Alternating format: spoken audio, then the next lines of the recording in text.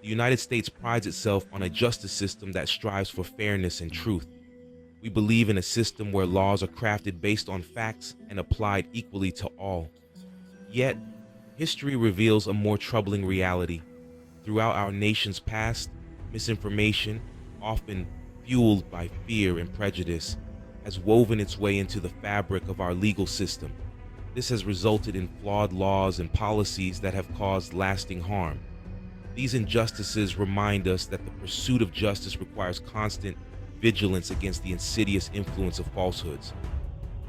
From landmark Supreme Court decisions to hastily passed legislation, the fingerprints of misinformation are evident.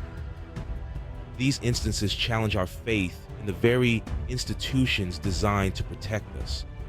They underscore the fragility of truth and the ease with which falsehoods can permeate even the highest levels of power. This exploration delves into some of the most glaring examples of how lies have shaped U.S. law, leaving us to grapple with their devastating and enduring consequences. The 1973 Roe v. Wade decision stands as a pivotal moment in American history, legalizing abortion nationwide.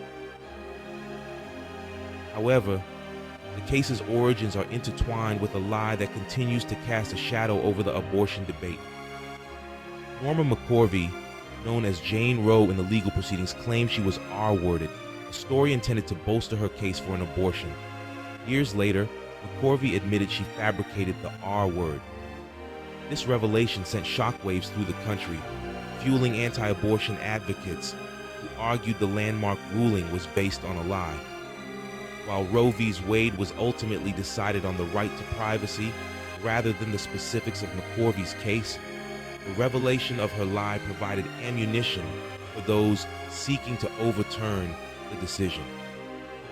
It highlighted the vulnerability of the legal system to manipulation and the lasting power of even a single falsehood. The 1954 Brown v. Board of Education decision was a monumental step towards dismantling segregation in America. The Supreme Court ruled that separate educational facilities for black and white students were inherently unequal, striking down the separate but equal doctrine. However, the research by psychologists Kenneth and Mamie Clark has come under scrutiny.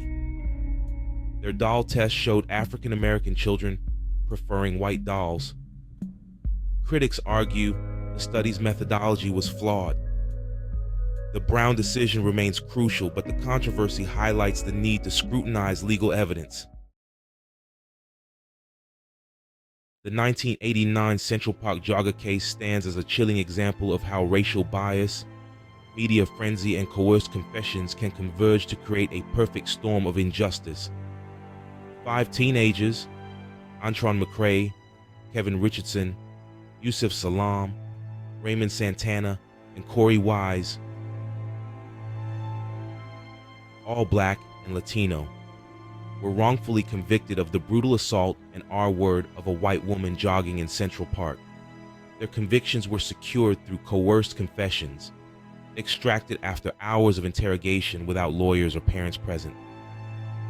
The case quickly became a media sensation, with the young men portrayed as monsters and symbols of urban decay. Despite inconsistencies in their confessions and a lack of physical evidence linking them to the crime, the 5 were convicted and served years in prison before their convictions were vacated in 2002. The real assailant, Matias Reyes, confessed to the crime, and his DNA matched evidence from the crime scene. The Central Park 5 case serves as a stark reminder of the fallibility of the justice system, particularly when racial bias and media pressure infect the process.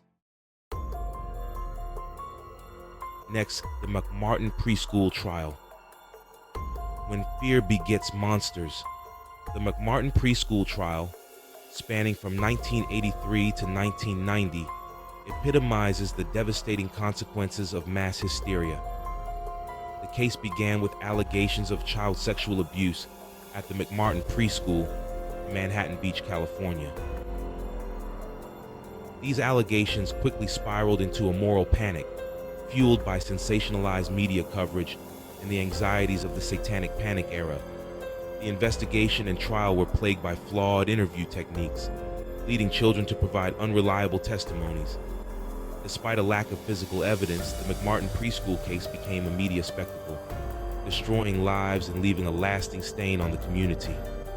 Although no convictions were secured, the case serves as a cautionary tale about the dangers of mass hysteria and the importance of safeguarding due process. Next on the list, the Patriot Act, trading liberty for security in the shadow of 9/11. In the wake of the September 11th terrorist attacks, the United States swiftly passed the Patriot Act to prevent future attacks. The act expanded surveillance powers, allowing for warrantless wiretapping and increased internet monitoring. Passed with bipartisan support, it was driven by fear and a desire to prevent another tragedy. Critics argue it sacrificed civil liberties for security. The Patriot Act sparked national debate about balance between security and freedom. A more familiar one, the war on drugs, a story of disparity and racial injustice. The war on drugs, initiated in the 1980s, has been widely criticized for its role in mass incarceration, particularly of Black and brown communities. One of the most glaring examples of racial disparity in the war on drugs is the sentencing disparity between crack cocaine and powder cocaine. Crack cocaine, a cheaper and more potent form of the drug, was predominantly used in Black communities. In contrast, powder cocaine was more prevalent among white Americans. Despite the fact that crack and powder cocaine are chemically similar, the sentencing guidelines for crack offenses were far harsher than those for powder cocaine.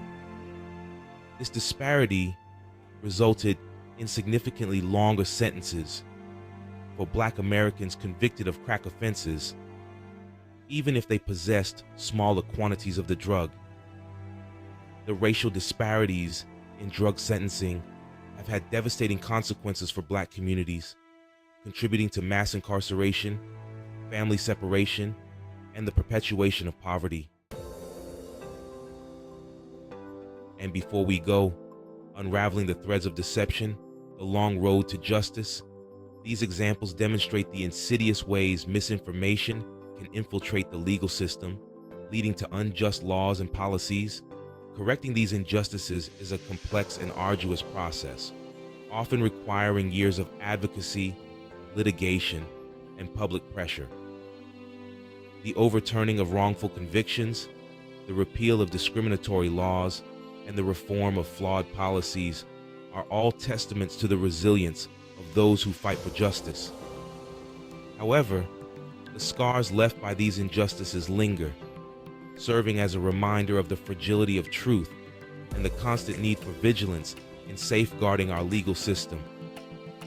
The fight for justice requires a commitment to truth-seeking, a willingness to challenge assumptions, and a dedication to holding those in power accountable. It demands that we confront our own biases and acknowledge the ways in which systemic racism and prejudice have infected our institutions. Only then can we hope to create a more just and equitable society for all. Thanks for watching Blacklight TV. Don't forget to share, like, and subscribe for more interesting content.